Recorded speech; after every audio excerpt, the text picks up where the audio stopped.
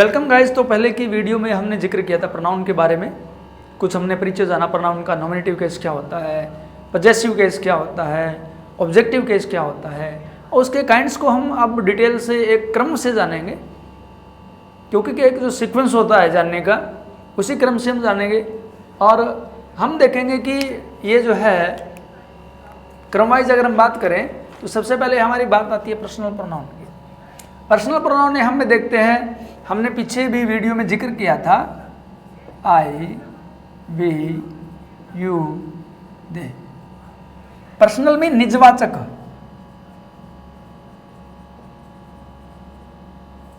जब हम किसी व्यक्ति के बारे में जिक्र करते हैं, आई है, वी है, यू है, दे है, किसी पर्सनल व्यक्ति के बारे में जिक्र करते हैं, उसको बोलते हैं हम पर्सनल प्रोनाउन।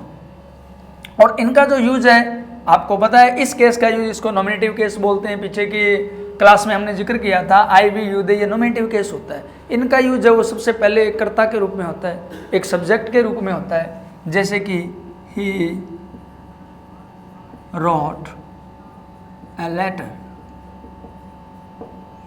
सब्जेक्टिव रूप में इनका प्रयोग होगा, कभी भी वर्ब के बाद में इनका यूज है वो नहीं होता है। वर्ब के बाद में किस केस का यूज होता है? ऑब्जेक्टिव केस का यूज होता है। जैसे इसके बाद में आता है, ये हो गया अपना नॉमिनेटिव केस था, और इसके बाद में हमने पढ़ा था ऑब्जेक्टिव केस, मी है, हिम है, हर है, अस है, दिम है। इनका यूज जो है वो ऑब्जेक्ट के बाद, वर्ब के बाद होता है। जैसे he gave me a pen, verb के बाद में हमने इसका प्रयोग किया है। तो इनका जो यूज है वो ऑब्जेक्टिव केस में होता है, वर्ब के बाद होता है। मी को हम शुरुआत में नहीं लगा सकते हैं कि मी गेव, इसका कोई अर्थ नहीं होगा। ही गेव मी ए पेन, उसने मुझे एक पेन दिया। अब नेक्स्ट देखें, पजेसिव रूप क्या होता है? माई अवर हो गया, माई अवर, हर, देयर, ये सभी क्या होते हैं? पजेसिव रूप होते हैं। इनका यूज जब हम कब करते हैं? किसी चीज़ पर पजेस बताने के लिए। पजेशन क्या होता है? अधिकार। जब हम किसी चीज़ का अधिकार बताते हैं कि इस वस्तु के ऊपर अधिकार किसका है, कैसे प्रयोग करेंगे कि आई टुक हिज पेन, मैंने उसका पेन लिया। हिज ये नाउन के ऊपर क्या बताता है? अपना अधिकार बताता है, इसीलिए इनको क्या बोलते हैं? पजेशन बोलते हैं। His my book, their pen. I think clear हो गया होगा कि ये जो है पजेशन के रूप में इसका यूज होता है। आगे हम देखें डेमोस्ट्रेटिव। पजेसिव को हम क्या लिखेंगे? अधिकारवाचक। डेमोस्ट्रेटिव होते हैं संकेतवाचक, जब हम किसी वस्तु की तरफ संकेत करते हैं। जैसे इसमें आएंगे अपने दिस, दैट, दीज, दोज, जो चीज़ों की ओर संकेत करे कि वस्तु कहाँ है, वस्तु की पोजीशन बताते हैं, इसलिए उनको बोलते हैं संकेतवाचक। जैसे I found a pen that was there, जो वहाँ पर था। या हेयर, इसको हियर बोलते हैं। Here is your notebook, here is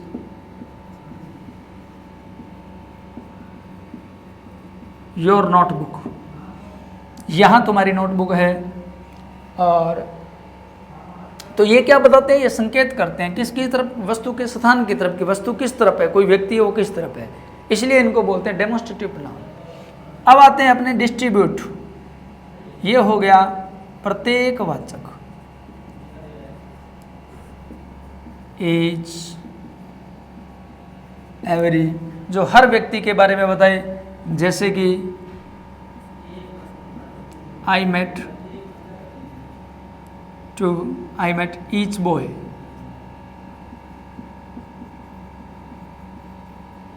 in the class. Every,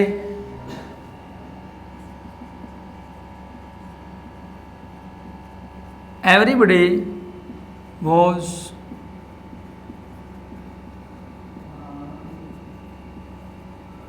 present there, हर कोई वहाँ पर प्रेजेंट था। इनका जो यूज है ईच का, एवरी का, वो किस में होता है? प्रत्येक वाचक के रूप में, हर व्यक्ति हर वस्तु के बारे में हम इनका यूज करते हैं। नेक्स्ट आता है अपना रेसिप्रोकल प्रोनाउन। रेसिप्रोकल प्रोनाउन क्या होता है? इसको बोलते हैं पारस्परिक प्रोनाउन।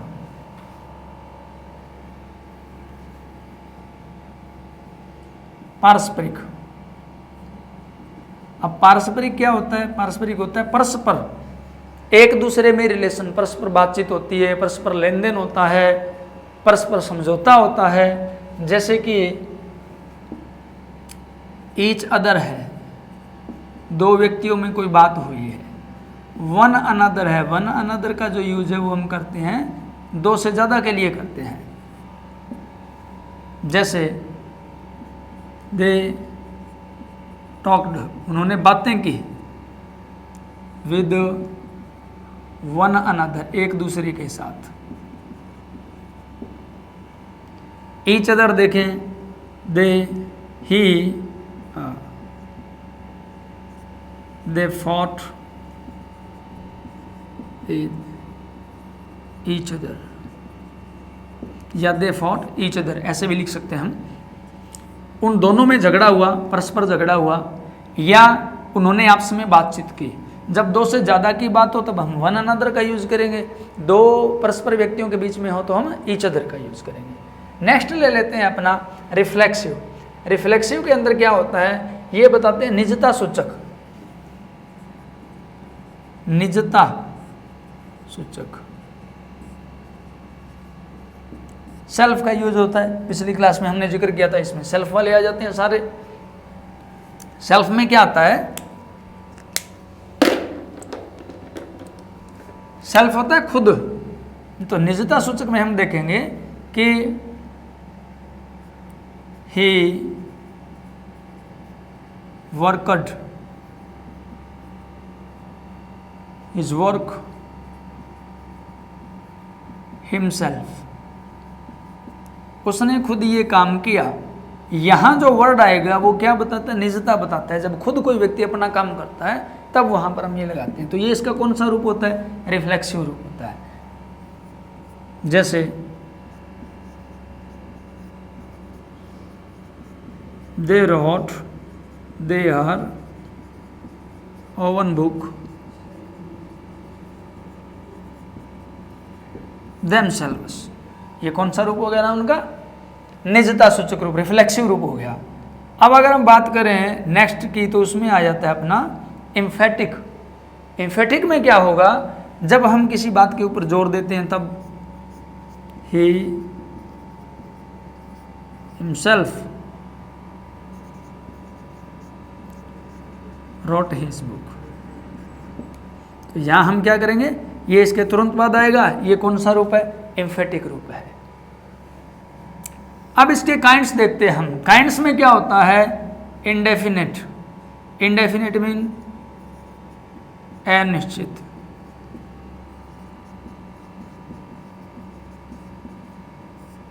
जो किसी संख्या को डिनोट नहीं करते हैं, इसमें किसी संख्या के बारे में जिक्र नहीं है, इसकी काउंटिंग हम बता नहीं सकते हैं। जैसे कि सम है, एनी है, आई बॉट सम बुक्स, मैंने कुछ किताबें खरीदी, इनमें क्या संख्या का पता नहीं है। तो ये क्या हो गया अपने इंडेफिनेट प्रोनाउन। जैसे कि एवरीबॉडी है, अगर हम प्रोनाउन की बात करें, ये नाउन हो गए। प्रोनाउन की बात करें तो ईच बॉय, एवरीबॉडी, समबडी, जिसमें हमें अनिश्चितता की पता हो, ये ना हो कि कितने व्यक्ति, कितने लोग, अनिश्चितता को बोध होता है, उसको हम बोलते हैं इंडेफिनेट प्रोनाउन।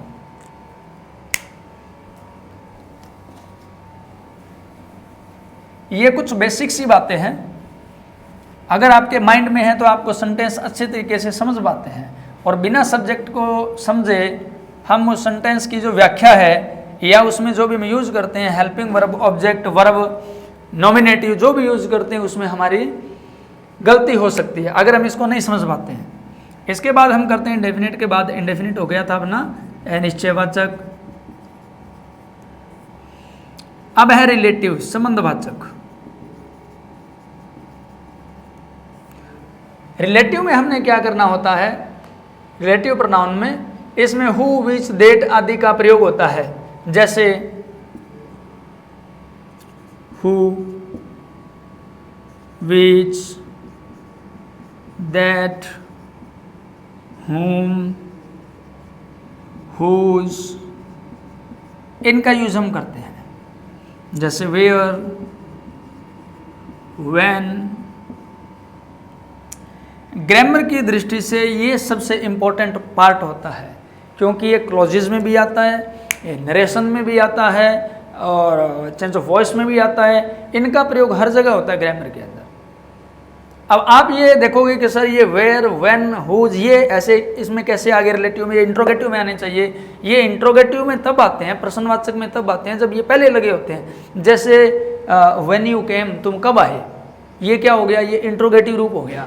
लेकिन जब हम इसका प्रयोग बीच में करते हैं, जैसे I went Delhi when he was studying there, he was reading there, he was playing there, तो व्हेन का मतलब वहाँ पर क्या हो जाता है, जब हो जाता है। और शुरुआत में जब लगाते हैं इंट्रोगेटिव रूप में, तब क्या होता है, तब होता है कब। लेकिन जब रिलेटिव के रूप में हम इसका यूज कर रहे हो, चाहे क्लॉजेज हो वो या प्रोनाउन का रूप हो, तब इनका हो जाता है जब। जब की सेंस में जब हम उनको प्रयोग करेंगे तब वो क्या होगा, रिलेटिव होगा। वेयर मीन्स कहाँ नहीं, जहाँ। कहाँ कब होता है, जब शुरुआत में लगाते हैं कि वेयर इज योर नोटबुक, तुम्हारी नोटबुक कहाँ है। वेयर यू वेंट यस्टरडे, तुम कल कहाँ गए थे, तब ये होता है इंट्रोगेटिव। लेकिन जब हम ये कहते हैं कि I asked him question where was your notebook, तब हम क्या करेंगे, इसमें रिलेटिव मानेंगे, इसको रिलेटिव यूज होगा इसका। इसी तरह अब यहाँ से देखिए हु, दोनों साथ समझ लेते हैं। इंट्रोगेटिव होता है प्रश्नवाचक रूप। प्रश्नवाचक में हम लिख देते हैं व्हाट लिख देते हैं, वाई लिख देते हैं, या सेम यही लिख देते हैं, एक ही बात है। हु है और वेयर है, ये भी इंट्रोगेटिव में आते हैं। लेकिन मैंने क्या बताया था कि अगर शुरुआत में इनका प्रयोग करें तब तो ये प्रश्नवाचक माने जाते हैं। लेकिन अगर हम इनका प्रयोग बीच में करते हैं तो फिर ये क्या होंगे, रिलेटिव होंगे। तो देखो इंट्रोगेटिव और रिलेटिव दोनों समझाते हैं। अगर हम ये लिखते हैं कि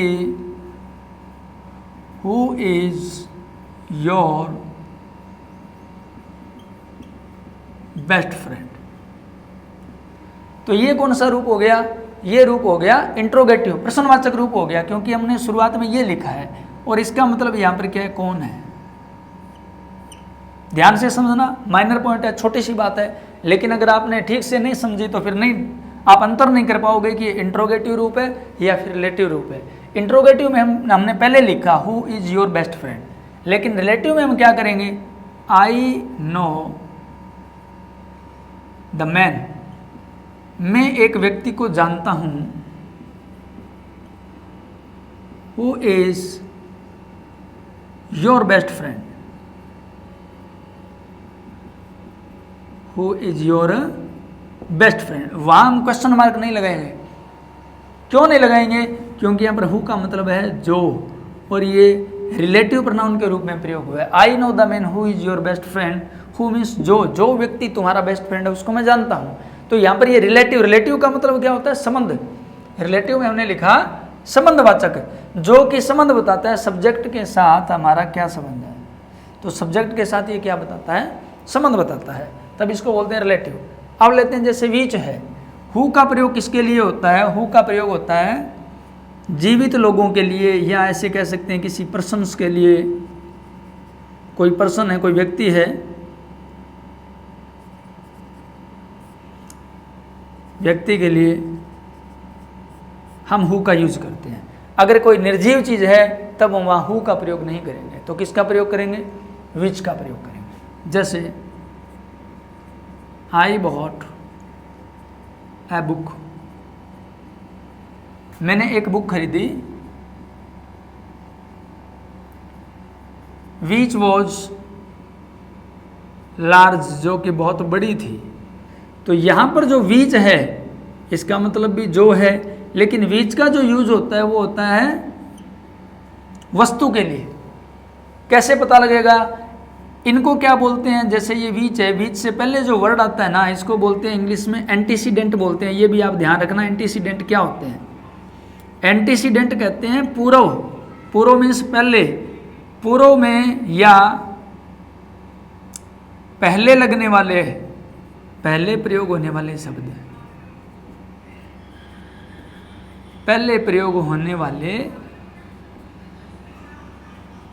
शब्द, उसको बोलते हैं एंटीसीडेंट।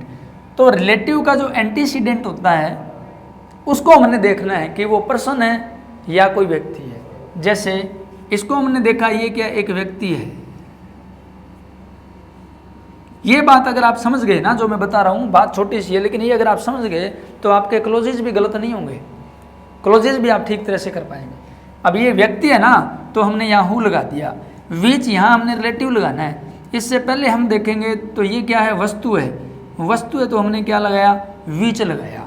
तो हमने एंटीसीडेंट देखना होता है। कई बार क्वेश्चन में ये पूछ लिया जाता है कि इस सेंटेंस में ये बताओ कि एंटीसीडेंट कौन सा है। अब जिस बच्चे को ये नहीं पता है कि एंटीसीडेंट क्या होता है, बात तो छोटी सी है कि ये पूर्व या पहले, इसका मतलब है ये जो शब्द लिखा है इससे पहले वाला अक्षर कौन सा है, सीधी सी बात है, इसको बोलते हैं एंटीसीडेंट। तो हम एंटीसीडेंट देखेंगे, यहाँ वस्तु है तो विच लगाएंगे, और अगर कोई व्यक्ति है तब हम क्या लगा देंगे?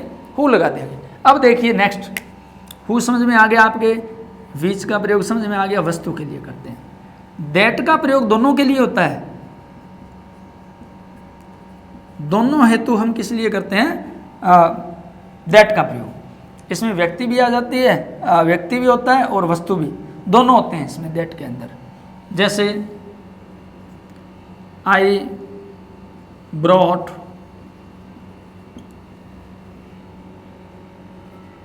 a book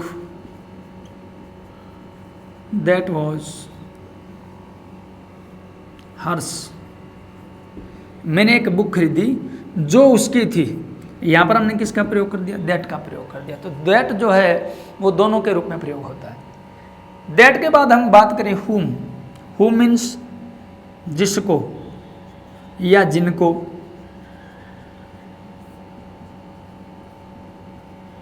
जिसको या जिनको के रूप में हम whom का प्रयोग करते हैं। जिनको मैं जानता हूं या जिनको मैंने देखा, वो हो गया whom। जैसे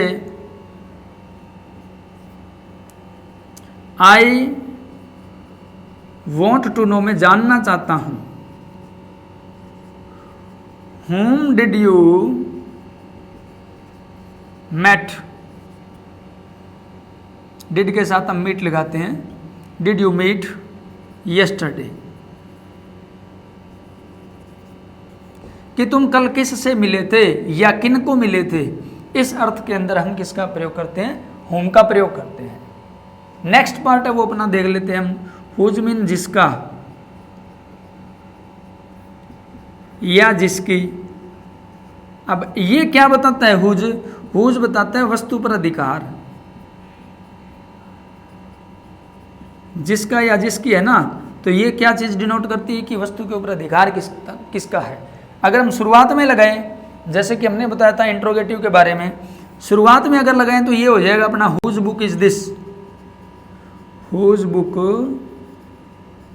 इज दिस। तो इसकी सेंस यहाँ पर क्या है? इंट्रोगेटिव है, इंट्रोगेटिव मार्क भी लगा हुआ है। और यहाँ पर क्या हो गया? किसकी, ये बुक किसकी है। ये प्रोनाउन का कौन सा रूप है? इंट्रोगेटिव रूप है। अब देखिए रिलेटिव रूप कौन सा होगा? बुक का एग्जांपल ले लेते हैं। I bought a book whose owner, जिसका मालिक, या हुज ऑनर वॉज, जिसका मालिक, वॉज ए रिच मैन, जिसका मालिक एक रिच मैन था। तो जिसका के अर्थ में जब हम सेंटेंस के बीच में इसका यूज करते हैं तो वो अपना कौन सा हो जाता है? वो हो जाता है अपना रिलेटिव रूप। क्लियर हो गया होगा कि रिलेटिव रूप कौन सा होता है प्रोनाउन का और इंट्रोगेटिव रूप कौन सा होता है। इसके बाद आप कर लेते हैं नेक्स्ट। ये प्रोनाउन के बारे में कॉमन सी बातें हैं। जो कि किसी भी कॉम्पिटिटिव एग्ज़ाम के लिए ज़रूरी है। अगर हम इसमें डिफरेंस नहीं कर पाते हैं तो हमारे लिए उनका सॉल्यूशन करना वो थोड़ा मुश्किल हो जाता है। नेक्स्ट देख लेते हैं एक्सक्लेमेटरी। नाम से ही पता चलता है कि विषम्य प्रकट करते हैं। हिंदी में बोलते हैं इनको विषम्य बौद्धिक, हे, अरे, तुम।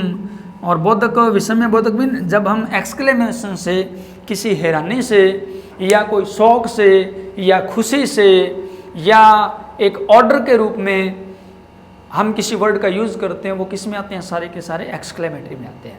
जैसे हिंदी में हम पढ़े तो हे, अरे होता है संबोधन, और इसमें हमने कहा कि रमेश, ये लगा होगा या ये निशान लगा होगा कि रमेश प्लीज गिव मी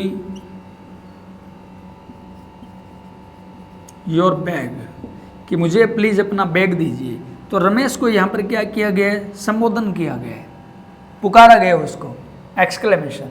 या जैसे वर्ड यूज हुआ वो, या वर्ड यूज हुआ हुर्रा, खुशी के अंदर, या किसी ने सेड में कहा ओ, तो ये सारे किस में आएंगे? ये भी एक्सक्लेमेटरी के अंदर आएंगे। What a wonderful thing, what a wonderful thing, कितनी बढ़िया वस्तु है। या व्हाट अ वंडरफुल सीनरी, तो व्हाट है जो है ये हमें क्या बता रहा है? ये एक्सक्लेमेशन बता रहा है, और इसके अंदर एक्सक्लेमेशन साइन भी लगा होगा। ये साइन लगा होता है ना, एक्सक्लेमेशन साइन, यहाँ या यहाँ पर लगा होता है, जो हमें ये बताता है कि ये एक विषम्य है, ये हैरानी वाली बात है। इनको क्या बोलते हैं? हम एक्सक्लेमेटरी प्रोनाउन बोलते हैं। अब देखिए यूज ऑफ प्रोनाउन, प्रोनाउन का यूज कैसे कैसे होता है, किन रूपों में होता है। हमने पहले जो नॉर्मल पहचान थी वो हमने पढ़ी, कौन सा डिस्ट्रीब्यूटिव होता है, कौन सा रिलेटिव होता है, कौन सा एम्फेटिक होता है, कौन सा रिफ्लेक्सिव होता है। इन सभी नाउन का परिचय हमने किया। इसके बाद में जो मोस्ट इंपॉर्टेंट पार्ट आता है वो आता है यूज ऑफ प्रोनाउन, कि इसके कैसे कैसे यूज होते हैं। 4 ऑप्शन देके ये पूछा जाता है कि आप ये बताइए सेंटेंस में कि प्रोनाउन का कौन सा रूप है, नॉमिनेटिव यूज है या ऑब्जेक्टिव यूज है या पजेसिव यूज है, कौन सा यूज है, ये पूछा जाता है। तो कौन कौन से यूज होते हैं, जो मुख्य यूज होते हैं वो हम पढ़ने जा रहे हैं। Use of pronoun. Nominative case के बारे में हमने पढ़ा था कि नॉमिनेटिव, फिर मैं रिपीट कर देता हूं, नॉमिनेटिव कौन से होते हैं? पहले वाले, I we you they, he she it, ये पढ़ा था ना हमने। ये जो सारे होते हैं ये नॉमिनेटिव केस होता है। नॉमिनेटिव यूज भी बोल देते हैं इनको, नॉमिनेटिव केस भी बोल देते हैं। तो इनका प्रयोग आपको पता ही है कि पहले होता है कि he is going to Sirsa या दिल्ली, तो ये कौन सा रूप है? ये नॉमिनेटिव है। सबसे आसान पहचानना है तो नॉमिनेटिव रूप होता है। पहले वाला जो पार्ट होता है ना प्रोनाउन का, वो अगर कहीं लिखा हुआ है तो वो कौन सा पार्ट होगा? नॉमिनेटिव पार्ट होगा वो।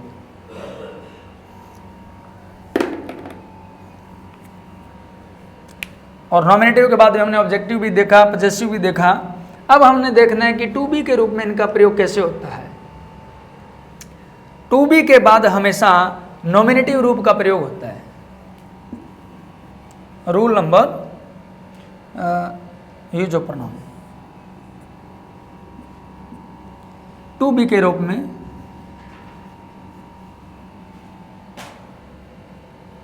To be infinitive, nominative of I know the person to be, या ही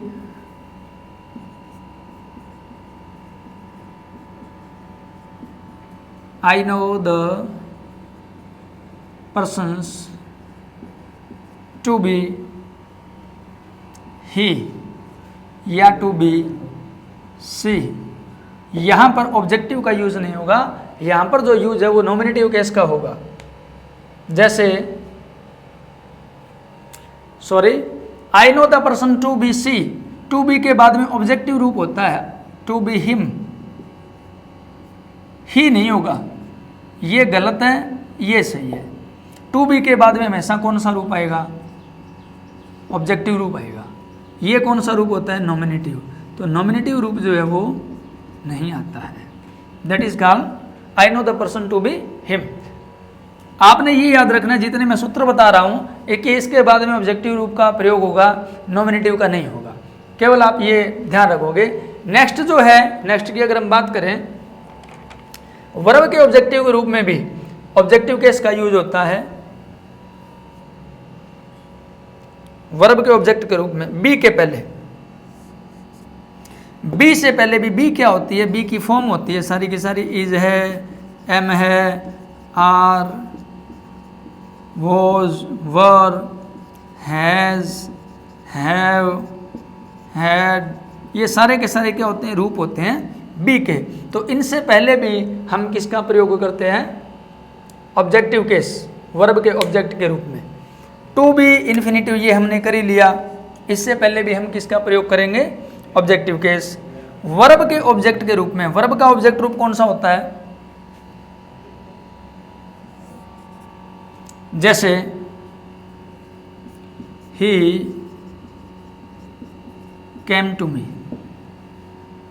अब केम टू आई तो होने से रहा, बोल के देखोगे तो भी आपको पता लग जाएगा कि इसके अंदर सब्जेक्टिव रूप नहीं आएगा, ऑब्जेक्टिव आएगा। ये कौन सा हो गया, हमारा ऑब्जेक्टिव रूप हो गया, लेकिन सब्जेक्टिव है ये गलत है। तो वर्ब के यानी वर्ब के ऑब्जेक्टिव मतलब वर्ब के बाद में जो भी रूप आता है प्रोनाउन का वो ऑब्जेक्टिव आता है, सब्जेक्टिव नहीं आता है। जैसे she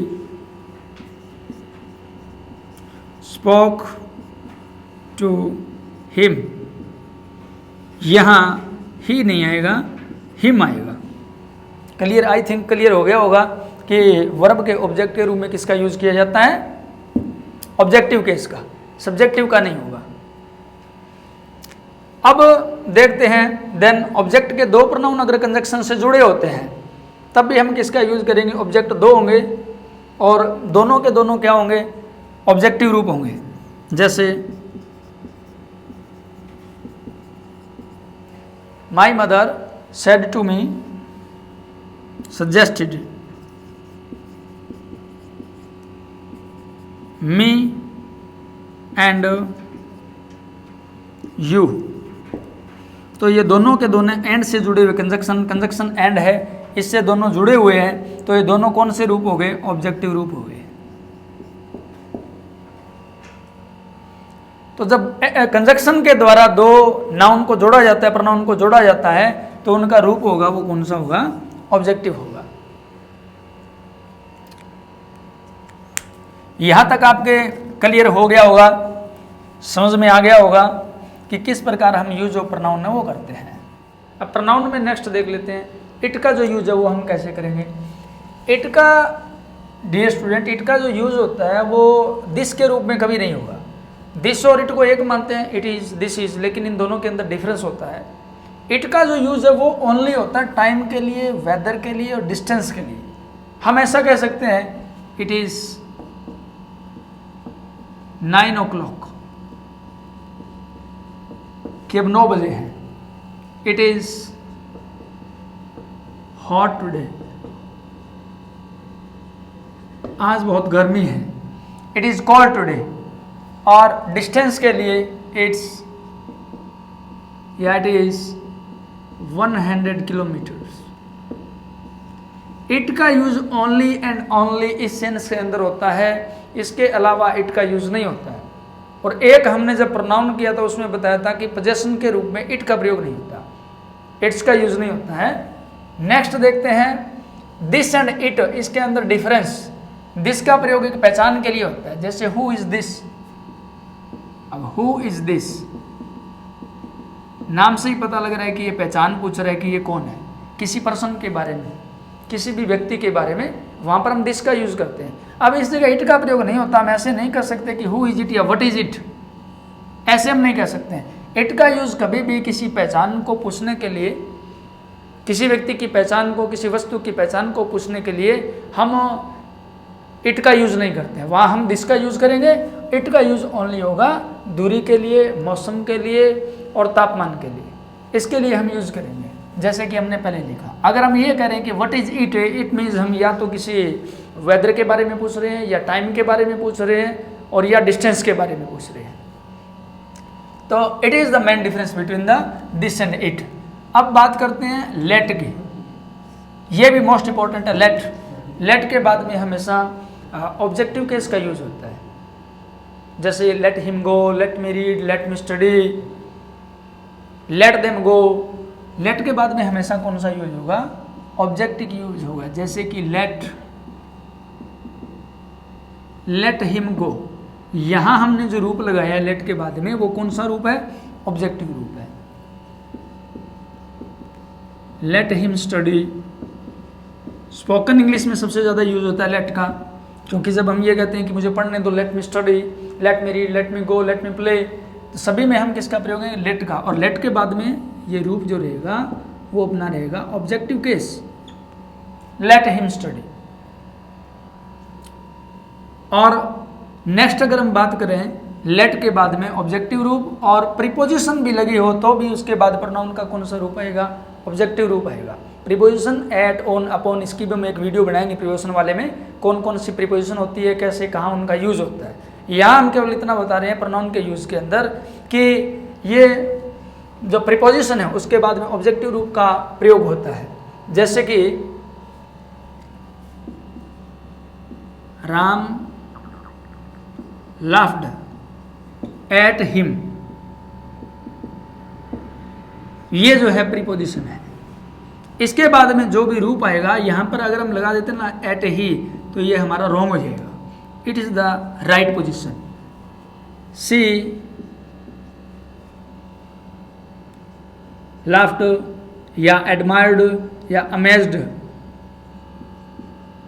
amazed at my performance.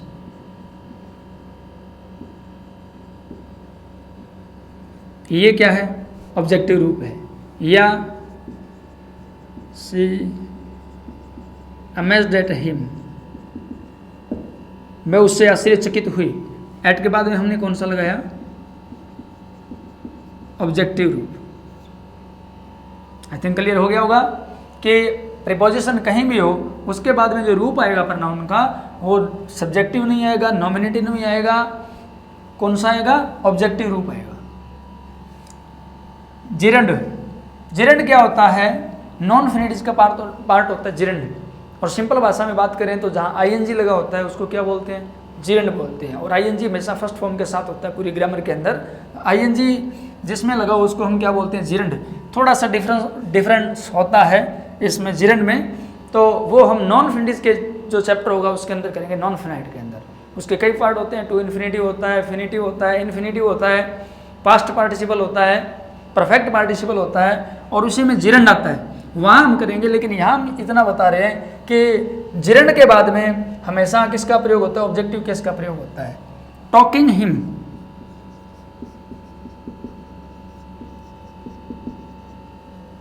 Is not pleasant. उससे बात करना प्लीजेंट नहीं है, अच्छा नहीं होगा। यहाँ पर ये जो यूज है डायरेक्ट आईएनजी का यूज होता है ना, उसको जिरंड, वो जिरंड में आता है। तो टॉकिंग हिम, उससे बात करना, ये जिरंड है। जिरंड के बाद में डैश दिया हुआ है, यहाँ कौन से रूप का प्रयोग होगा?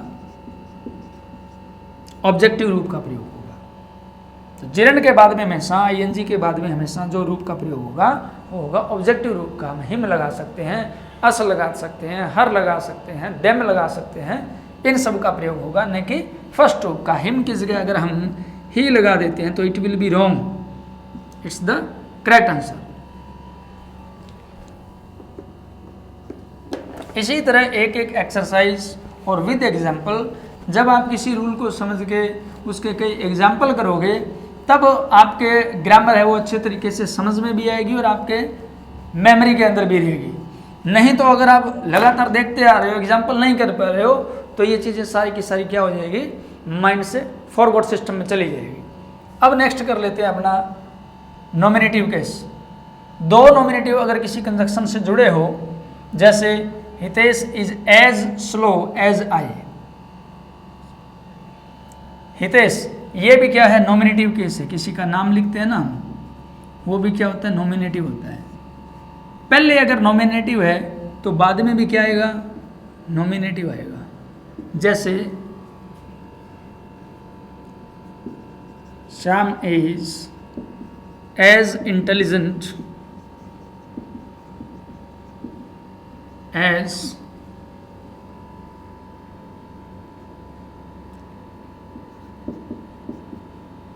वितेश। यहां भी हमने कौन सा रूप लगाया है? नॉमिनेटिव। यहां भी नॉमिनेटिव। यहाँ वितेश भी लगा सकते हैं, आई भी लगा सकते हैं, ही भी लगा सकते हैं, वी लगा सकते हैं, यू लगा सकते हैं, लेकिन आएगा नॉमिनेटिव केस ही, ऑब्जेक्टिव केस नहीं आएगा। हिम नहीं लगा सकते हैं यहाँ। तो यहाँ जो यूज होगा वो किसका होगा? नॉमिनेटिव यूज होगा। पहले वाला यूज होगा, नाम वाला यूज होगा। पर्सन वाला हमने पहले बता दिया, फिर रिपीट कर देते हैं। जो फॉर्मूला आप ये याद रखोगे 2 3 1 का, तीनों अगर प्रोनाउन इकट्ठे हो तो पहले सेकंड आएगा, फिर थर्ड आएगा और फिर फर्स्ट आएगा। एंड इसके बाद में हम जिक्र कर लेते हैं अपना 2 प्रोनाउन का यूज, अनुक्रम वही रहेगा 2 3 या 3 1 तो सीक्वेंस यही रहने वाली है। और ये रहती है अच्छे सेंस में, ये ध्यान रखना, अच्छे भाव में। जैसे कोई भी अच्छा काम है, यानी जो बुरा नहीं है, वो सारे के सारे सेंटेंस किस में होते हैं? अच्छे में होते हैं। लेकिन जब कोई बुरा काम होता है तो उसके अंदर ये उल्टा हो जाता है, उसमें 1 2 3 हो जाता है। 1 2 3 का फॉर्मूला लागू होगा अगर कोई उसका बैड सेंस है, उसकी बुरा भाव है। जैसे 3 व्यक्ति हैं, I, you and he were criminal, कि ये तीनों ये क्रिमिनल है। हमने 3 प्रोनाउन का प्रयोग किया है, तो तीनों प्रोनाउन किस में आ जाएंगे? 1 2 3 की सीक्वेंस में आएंगे। लेकिन अगर अच्छी सेंस हो तो 2 3 1 की सीक्वेंस में आएंगे, पहले दूसरा फिर तीसरा फिर पहला। और बैड सेंस में पहला दूसरा और तीसरा। और सिंपल तरीके से हम इनको याद रखें तो ऐसे याद रखते हैं कि जब हम अच्छा काम करते हैं तो उनका श्रेय किसको देना चाहिए? दूसरे को देना चाहिए। तो यू पहले आता है, अच्छी सेंस में यू पहले आएगा, फिर 3 फिर 1। बैड सेंस में जब कोई गलती होती है तो हमें खुद एक्सेप्ट करना चाहिए, उसकी जिम्मेवारी खुद लेनी चाहिए। इसीलिए मैं, आई फर्स्ट है ना, वो पहले आता है, पहला दूसरा और तीसरा। I think you got it. Next पे चलते हैं। इसके बाद में तीनों पर्सन, एक्सेप्ट के बाद भी हमेशा ऑब्जेक्टिव केस का यूज होता है।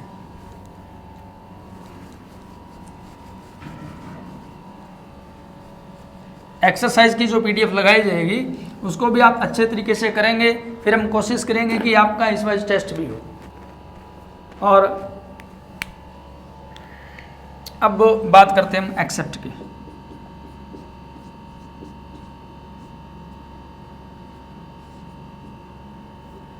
एक्सेप्ट के बाद भी कौन सा यूज होता है? Objective case. They knew all the matter, वो मैटर के बारे में सब जानते हैं। एक्सेप्ट, एक्सेप्ट का मतलब कि को छोड़कर, एक्सेप्ट दिस, इसके अलावा, या एक्सेप्ट मी, या एक्सेप्ट हिम, या एक्सेप्ट देम, इनमें से हम कोई लगा सकते हैं। तो एक्सेप्ट के बाद में हमने क्या याद रखना है? एक्सेप्ट के बाद हमेशा ऑब्जेक्टिव केस का ही यूज होगा। It is the important for the exam.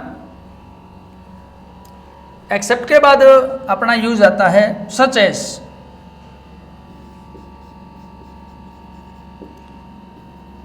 Such as के बाद भी हमारा ऑब्जेक्टिव केस है वो यूज होता है। जैसे कि I have no linking for,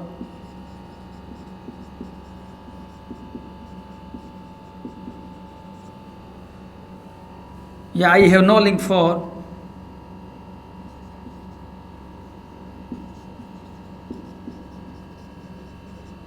such as them,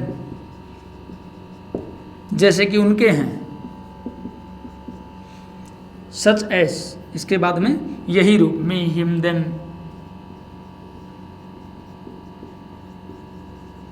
objective case. Such as के बाद में, एक्सेप्ट के बाद में हम किसका प्रयोग करते हैं? ऑब्जेक्टिव केस का प्रयोग करते हैं। इसी सीरीज के अंदर हम आगे चलते हैं।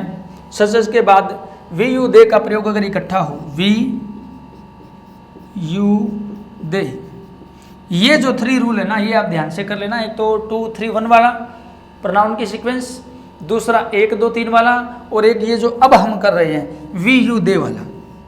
ये प्रोनाउन के अंदर सबसे इंपॉर्टेंट होते हैं। पहले अगर इनका इकट्ठा प्रयोग हो तो पहले हम वी का यूज करेंगे, फिर यू का यूज करेंगे, और देन दे का यूज करेंगे। जैसे we you and they are living together, हम सब इकट्ठे रह रहे हैं। तो इसमें हम वी यू एंड दे तीनों की सीक्वेंस ये रहेगी, इनमें आगे पीछे नहीं होगा। ये नहीं कि ये पहले आ जाएगा ये पहले आ जाएगा। इसमें हम वी यू दे का प्रयोग करते हैं। यहाँ तक हमारा जो प्रोनाउन का टॉपिक है, यहाँ तक हाफ कंप्लीट होता है। नेक्स्ट जो है वो हम अगली क्लास के अंदर करेंगे। तो thanks for your nice listening corporation. GTG classes